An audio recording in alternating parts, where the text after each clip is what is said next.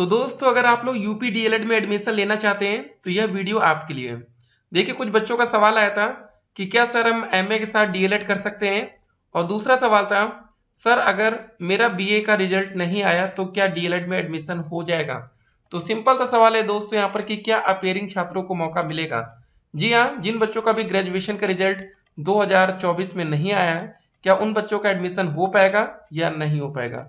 ठीक है, तो वीडियो को शुरू से लेकर अंत तक देखिएगा, आपका हर एक सवाल का आंसर यहाँ पर दिया जाएगा। देखिए डीएलएड में शैक्षिक अर्हता क्या होती है, ये बहुत इंपॉर्टेंट है। ठीक है, अर्हता होती है आयु है और निवास। आपकी मिनिमम एज 18 साल। निवास दोस्तों आप उत्तर प्रदेश के निवासी होना चाहिए। अर्हता क्या है, ग्रेजुएशन में मिनिमम 50% अंक। ठीक है, जनरल कैटेगरी के लिए।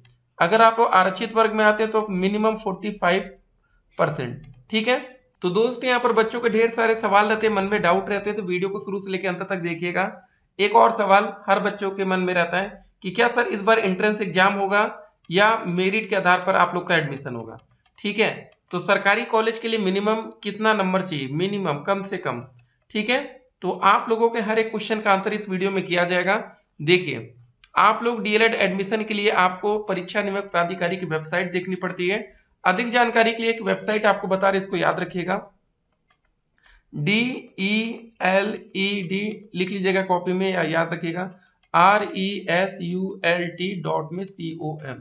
DLEDresult.com वेबसाइट ध्यान रखिएगा। जो भी दोस्तों अपडेट्स आती है आप इस वेबसाइट के माध्यम से भी अपडेट प्राप्त करते रहेंगे। ठीक है ना, तो अब आपका देखिए जो सवाल था कि क्या हम एमए के साथ डीएलएड कर सकते हैं, तो आपको बता दें आप एक साथ दो रेगुलर कोर्सेज नहीं कर सकते।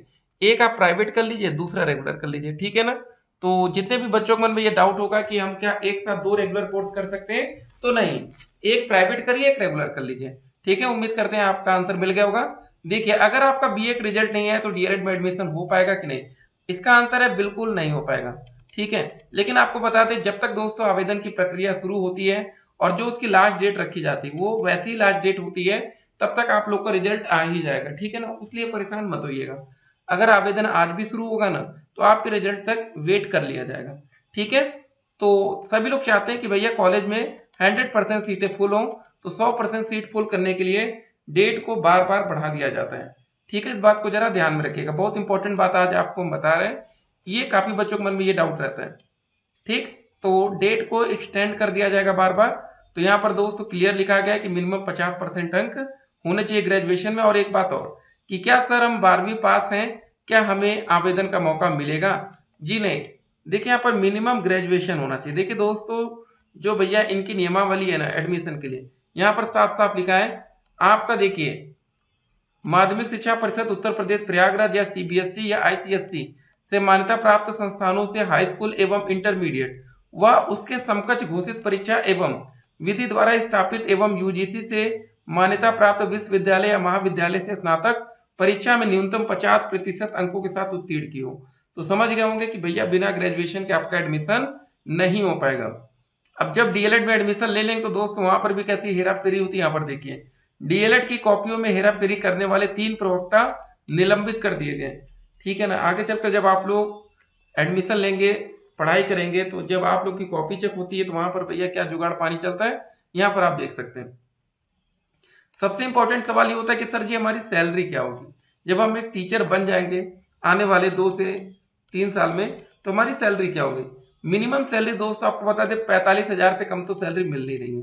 ठीक है ना, बहुत बड़ी कोई दिक्कत हो गई तो एक अलग बात है, नहीं तो इससे ऊपर ही सैलरी आपको मिलेगी। एडमिशन लेने से पहले शिक्षक बनने का पूरा नियम, जी हाँ दोस्तों 0 to 100% नियम जान लीजिए। अभी तक दोस्तों जो लास्ट वैकेंसी उत्तर प्रदेश में हुई 69,000 और जो बिहार में हो रही बीपीएससी, दोनों वैकेंसी के बारे में हम आपको बताना चाहेंगे। जो यूपी में हुई थी 69,000, इसमें दोस्तों मांगा गया था 10% आपके हाई स्कूल का नंबर, 10% आपका 12वीं का नंबर। ठीक है, एक सेकेंड, और उसके बाद दोस्तों 10% आपका ग्रेजुएशन का नंबर, 10% आपका डीएलएड का नंबर। ठीक है, टोटल हो गया आपका 40% नंबर यहाँ से। और उसके बाद दोस्तों यहाँ पर एक टेट की परीक्षा कराई जाती है जिसका नाम होता है हमारा यूपी टेट या सी टेट। इसको जरा ध्यान रखिएगा, यूपी टेट या सी टेट, इनमें से किसी एक पेपर को, सिर्फ एक पेपर को क्वालिफाई करना जरूरी होता है। जब आप लोग क्वालिफाई कर लेंगे उसके बाद हमारा उत्तर प्रदेश में सुपर टेट का पेपर होता है।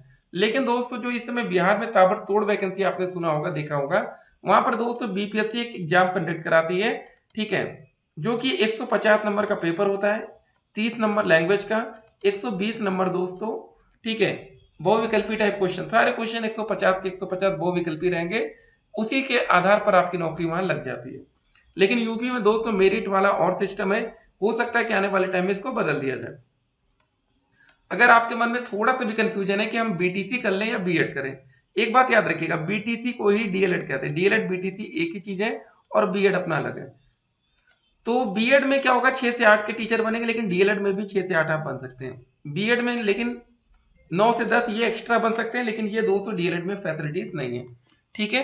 तो आपको बताना चाहेंगे, लेकिन जो ये 9 से 10 वाली वैकेंसी होती है ना, इसमें आपका सब्जेक्ट कॉम्बिनेशन काफी चीजें मांगी जाती है, इस इसलिए बेहतर आपका 1 to 5 डीएलएड ही होता है, ठीक है ना। तो डीएलएड पर आपका फोकस ज्यादा होना चाहिए। बाकी आपके मन में कोई कंफ्यूजन होगा तो आप लोग कमेंट करेंगे। अब देखिए दोस्तों, कट ऑफ क्या जाती है, सरकारी कॉलेज पाने के लिए कितना नंबर चाहिए।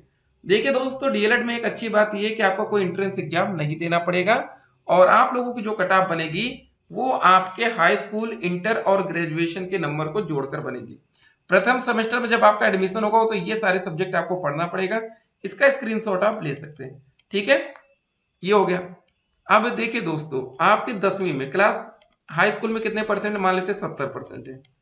12वीं में दोस्तों मान लेते हैं आपके 90% है, 90 नहीं चले 80 मान लेते हैं, 90 ज्यादा हो गया। उसके बाद ग्रेजुएशन अभी जो आपका चल रहा है, मान लेते हैं 60% इसमें पाते हैं आप ओवरऑल। तीनों ईयर का जो परसेंटेज है उसको जोड़कर एक एवरेज बनाया जाता है। ये मत सोचिएगा कि सर जी बीए फर्स्ट ईयर में हमारा 50 है, बीए सेकंड ईयर में भी 50, बीए थर्ड ईयर में भी 50, तो 150 हो गया, ऐसा नहीं है। तीनों को जोड़ लेंगे, 3 से भाग करेंगे, यह हो सकता है कहीं 60 हो तो भी 3 से भाग करेंगे, मतलब 3 साल के कोर्स में 3 से, ठीक है। तो ये जरा जोड़िए, 70 80 हो गया, 150 और 60 जोड़ देंगे 210। क्या 210 नंबर पाने पर हमें सरकारी कॉलेज मिल सकता है? इसका आंसर होगा नहीं। जी हाँ दोस्तों, कम से कम 225 से लेके 230 नंबर तक पाएंगे तो ही आप सरकारी कॉलेज के बारे में सोचिए, या उससे ज्यादा नंबर पाने पर, कम नंबर पाने पर सरकारी कॉलेज नहीं मिलता है। सरकारी कॉलेज में एक साल की फीस 10,200 रुपये होती है, प्राइवेट कॉलेज में एक साल की फीस 41,000 होती है। एडमिशन, ठीक है, जो फॉर्म आता है उसमें 700 रुपए से लेके 500 रुपए, 200 रुपए, अलग अलग कैटेगरी में डिवाइड होता है कि किस कैटेगरी के बच्चे कितना आवेदन के लिए पैसा देंगे, ठीक है। अभी आपके मन में और ढेर सारा सवाल होगा तो हमारा व्हाट्सएप नंबर लिख लीजिए, ठीक है, हमारा व्हाट्सएप नंबर है। अगर आपको अभी से पढ़ना है तो आपको वीडियोस भी हम दे देंगे, ठीक है ना, व्हाट्सएप पर मैसेज करके आप लोग ले लीजिएगा, 87 38 07, ठीक है, 92 16, 87 38 07 92 16। आप इस पर हमें व्हाट्सएप पर मैसेज करेंगे, आपको जो भी पढ़ने वाली वीडियोस होगी या आपके मन में जो भी डाउट है वो हम आपको भेजेंगे, ठीक है। अब सोशल मीडिया इधर उधर परेशान मत होइएगा, अगर आपने हमारे यूट्यूब चैनल को सब्सक्राइब कर लिया है तो डेफिनेटली आने वाली हर एक वीडियो की नोटिफिकेशन आपको मिलेगी, और एडमिशन से संबंधित कोई भी डाउट आपके मन में रहेगा नहीं। फिर मिलते हैं, स्टे कनेक्टेड।